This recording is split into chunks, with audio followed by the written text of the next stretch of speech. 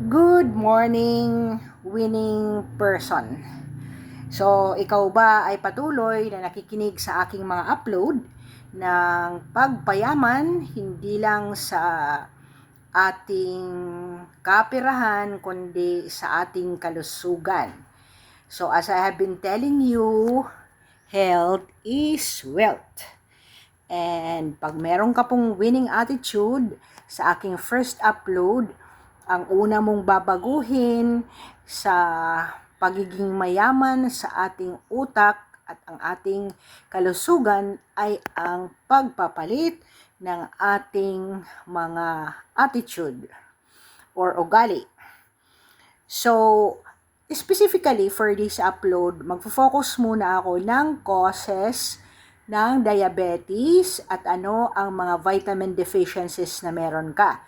Kasi sa aking third health is wealth tip, ang sabi doon ng aking amiga na doktor ay ang lahat ng sakit ay dahil kulang ka sa nutrients ng iyong katawan. Okay, at saka yung ating mga lifestyle. Causa or causes of diabetes. Lifestyle factors, yan. Kulang ka ng physical activity, poor diet, and stress. Ito pong tatlo palagi.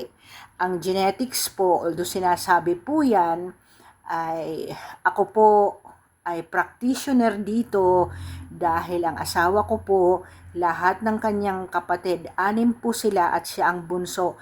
Siya lang po ang walang diabetes because na-adapt po niya ang aking lifestyle. Ako po naman from great-great-grandmom ay puro po hypertensive. Kaya nang malaman ko ito nang ako'y bata pa, dahil may kakilala akong professional sa medical field na sinabi sa akin talaga na ang ating mga illnesses ay dahil sa mga garbage or trash na food or walang sustansya na food na ating pinapasok sa ating katawan. So garbage in, garbage out. Poor diet, kulang sa physical activity, lalo na kung mayaman-yaman ka na, hindi ka na nag-exercise, and nagpapastress ka sa ating mga employment or work demands and targets. Ngayon, magfo-focus ako sa age 45 and older. Of course, there are really children now na talagang mga baby pa ay obese na, di ba? Napabayaan sa kusina. But really, it is giving them poor diet. Now, sa vitamin deficiency, so nakita na po natin ang kausa, lifestyle factor, medical conditions, at saka yung iyong edad. Vitamin deficiencies po ng isang diabetic ay kulang siya ng vitamin D, magnesium, vitamin B12, and iron deficiency. So dahil accessible na po, instead na po na ikaw ay tingin ng tingin sa mga walang kwentang TikTok, you try to sweat out, magpaaraw po kayo, walk. If you can find a grass without shoes, grounding po kayo. Walang sapatos. Yan. So, ano po yung mga food groups na kailangan mong kainin? Sa vegetable po, dark leafy green and bell peppers. Fruit, citrus fruits and berries. Pero dahil mahirap po ang mga blackberry at unless nasa Bagyo ka po, therefore you can Google also an alternative fruit or natural food na hindi niluluto na pareho po ang contents ng berries. Whole grains, of course, ako pareho pa rin kasi may nakita po ako sa TikTok na scientist po siya and he said ang brown rice po ay hindi natural dahil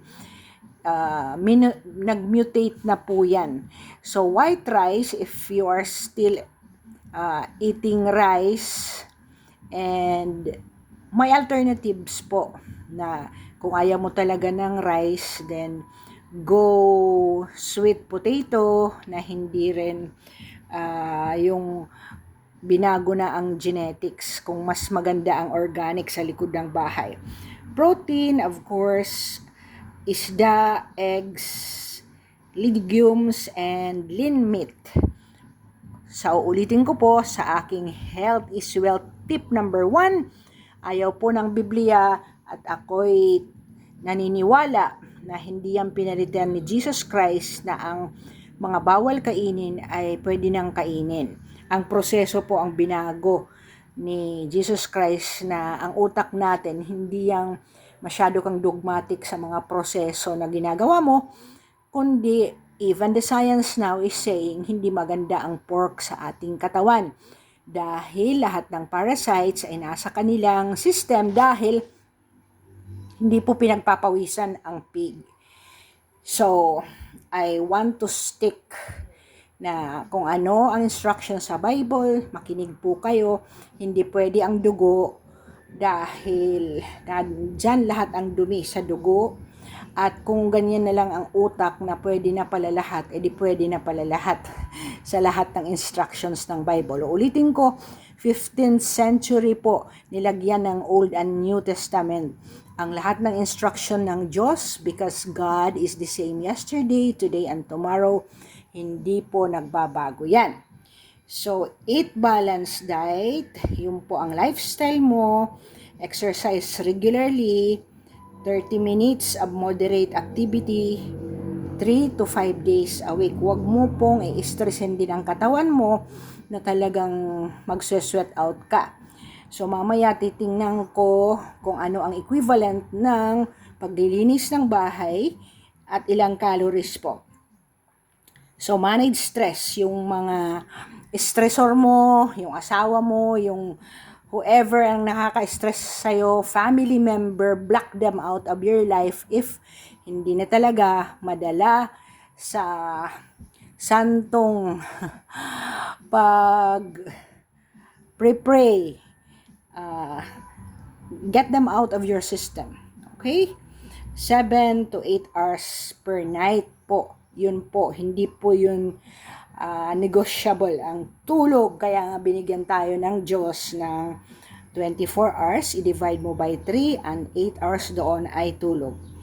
So, ano po ang daily calorie ng isang babae?